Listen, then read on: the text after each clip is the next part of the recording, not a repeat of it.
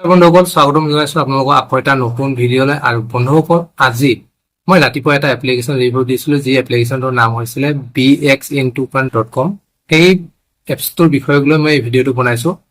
যিসকলে পইচা ইনকাম কৰিম বুলি ভাবিছে, যিসকলে অলৰেডি YBY ফাণ্ডত ইনকাম কৰি আছে, তেওঁলোকক মই কোৱা নাই, সিহঁতে গোটেইখিনি জানে, যিহঁতে টিম লিডাৰ। গতিকে যিসকল নতুন, সিহঁতে যদি ইয়াতে কাম কৰিম বুলি ভাবে, কেনেদৰে কাম কৰিব লাগে মই ধুনীয়াকৈ আপোনালোকক বুজাই দি আছো। ভিডিঅ'টো শেষলৈকে চাই থাকক। আৰু মোৰ এটা হোৱাটছআপ চেনেল আছে, য'ত নেকি ভিডিঅ'ৰ ডিছক্ৰিপশ্যন বক্সত দিয়া আছে, আপোনালোকে জইন কৰক। তাতে ট্ৰেডিং চিগনেলৰ ইনফৰমেশ্যন পাব, নটিফিকেশ্যন পাব। নহয়তোবা আপোনালোকে যিটো bxintoken কোম্পানী হয়, সিহঁতৰ টেলিগ্ৰাম চেনেল আছে আৰু হোৱাটছআপ চেনেল আছে। গতিকে সেই টেলিগ্ৰাম আৰু হোৱাটছআপ চেনেলটো আপোনালোকে জইন কৰি লওক। যিটো ট্ৰেডিঙত মই YBY ফাণ্ডত দিয়ে, ঠিক তেনেদৰে আপোনালোকে তাতো পাব। আৰু চাওক, আজি অলৰেডি হৈ গ'ল ট্ৰেডিং এটা, আৰু দিনত আপুনি এবাৰে চিগনেল ফ'ল' কৰিব পাৰিব, যিটো ট্ৰেডিং বুলি কোৱা হয়। 18 পৰা 21টা, মানে গধূলি 6টা বজাৰ পৰা 9টা বজাৰ ভিতৰত আপুনি এবাৰে ট্ৰেডিং কৰিব পাৰিব। আৰু চিগনেল ক'ত পইচা লগাব লাগে, কিমান সময়ৰ বাবে লগাব লাগে, অলৰেডি কোম্পানীৰ পৰা দি দিব। গতিকে কেনেকে কি কৰিব লাগে মই গোটেইখিনি বুজি দি আছো।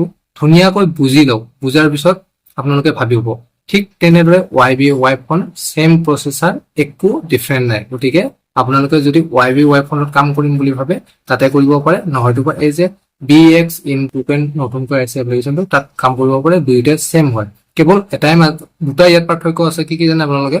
য'ত নেকি YBY ফাণ্ডত আপোনালোকক গিফ্ট দিয়া হয়, নতুনকৈ আপডেট হৈছে, ফ্লেগ দিব আপোনাক, গাড়ী দিব, ৰেঞ্জ ৰভাৰ, হুণ্ডাই কাৰ দিব, পালচাৰ বাইক দিব, আইফোন দিব, ভিভো মোবাইল দিব আৰু পইচা দিব। আৰু এই এপ্লিকেশ্যনটো যিটো আপোনাৰ bxintoken হয়, সেইটোত আপোনাৰ গিফ্ট নিদিয়ে, আপোনাক পাৰ ডে চেলাৰে দিব। আৰু চেলাৰে ক'ত কেনেকে কি চেলাৰে দিব মই গোটেইখিনি আপোনালোকে চেনেলটোত গৈ চাওক। আৰু মই এই চাইটত আপোনালোকক শ্বেয়াৰ কৰি দিম, আপোনালোকে স্ক্ৰীনখন চাই লওক। আপোনালোকে কিমানটা টিম বনালে কিমান পাৰ ডে চেলাৰি পাব, আৰু যিমান টিম বনাব আপুনি টিমখিনি গোটেইখিনি এক্টিভ থাকিব লাগিব। মানে মিনিমাম এটা ৰিচাৰ্জ কৰিব লাগিব। যেনেকে আপোনাৰ YBY ফাণ্ডত 6,000 টকা মিনিমাম ৰিচাৰ্জ কৰিব লাগে, ইয়াত কেৱল আপোনাৰ 600 টকাহে ৰিচাৰ্জ কৰিব লাগে।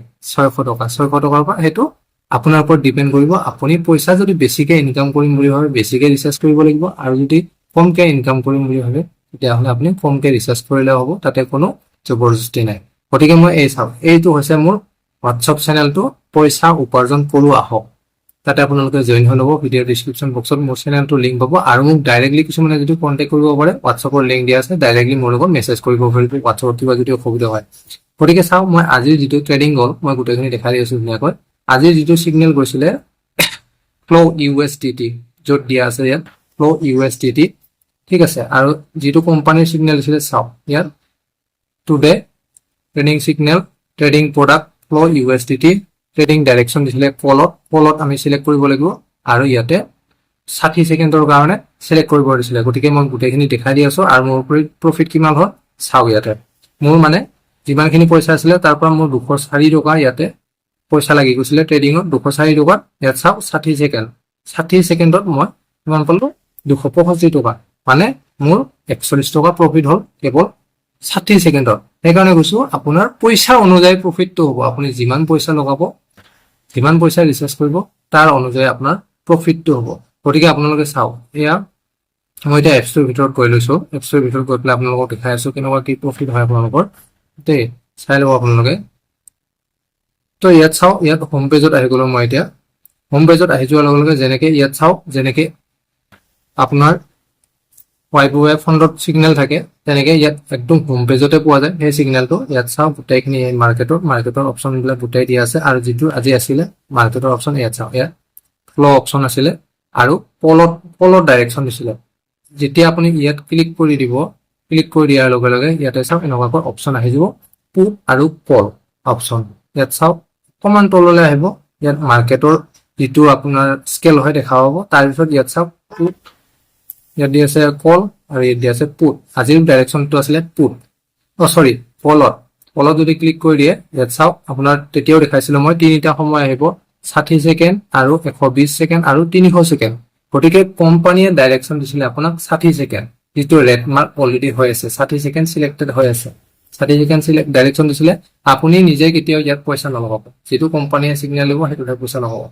গতিকে ইয়াত চাওক, আপোনাক 60 ছেকেণ্ড ডাইৰেকশ্যন দিছিলে। খাটি চিকেন অলৰেডি চিলেক্টেড হৈ আছে আৰু মোৰ পইচা আছে বৰ্তমান 1081 টকা আৰু এতিয়া যদি মই পইচা লগাও ইয়াৰ পৰা 216 টকা লাগিব কিন্তু আপুনি মই অলৰেডি আজি লগাই ললো ট্ৰেডিং হৈ গ'ল মোৰ ট্ৰেডিং ফিনিশ হৈ গ'ল গতিকে আপোনাৰ দিনত এবাৰে ট্ৰেডিং হ'ব আৰু নেক্সট টাইম আপুনি নলগাব ঠিক আছে বেলেগ কোম্পানীত বেলেগ প্ৰডাক্টত লগাব পাৰিব কিন্তু হয়তো আপোনাৰ লছ হ'ব পাৰে গতিকে যদি আপুনি পইচা লছ কৰিম বুলি ভাবে তেতিয়াহ'লে ভুলতো আপোনালোকে পইচা নিজে নলগাব কোম্পানীয়ে যিটো সিগনেল দিব সেইটোহে লগাব গতিকে 60 ছেকেণ্ডৰ সিগনেল দিছিলে পইচা যিখিনি লাগিলে মোৰ 41 টকা প্ৰফিট হ'ল 204 টকা একো নাই আকৌ কালি ঠিক তেনেদৰে আপোনাৰ গধূলি 6টা বজাৰ পৰা ৰাতি 9টা বজালৈকে ট্ৰেডিংৰ সময় থাকিব ঠিক তেনেদৰে ডেইলি আপোনালোকে চেনেলত ট্ৰেডিংৰ সময় পাব 6টা বজাৰ পৰা 9টা বজাৰ ভিতৰত যিকোনো সময়ত আপোনালোকে পইচা লগাব পাৰে জাষ্ট কোম্পানী কি ডাইৰেকচন কৰে কোনটো প্ৰডাক্টৰ আপোনাক ট্ৰেডিং কৰিব পাৰে সেইটো ট্ৰেডিং কৰিব কেতিয়া আপোনাৰ পইচা লছ নহব ঠিক আছে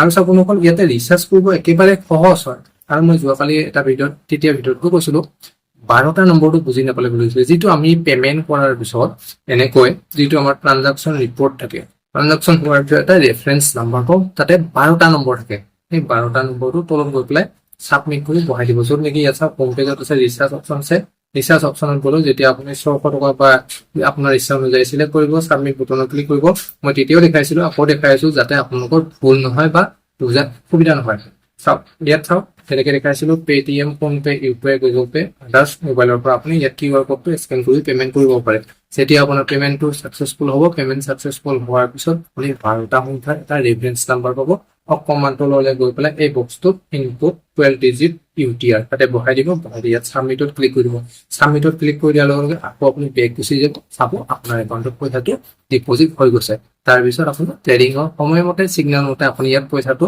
ডিপজিট কৰক তাৰ পিছত ট্ৰেডিং কৰক ট্ৰেডিং কৰি আপুনি ডেইলি পইচা ইনকাম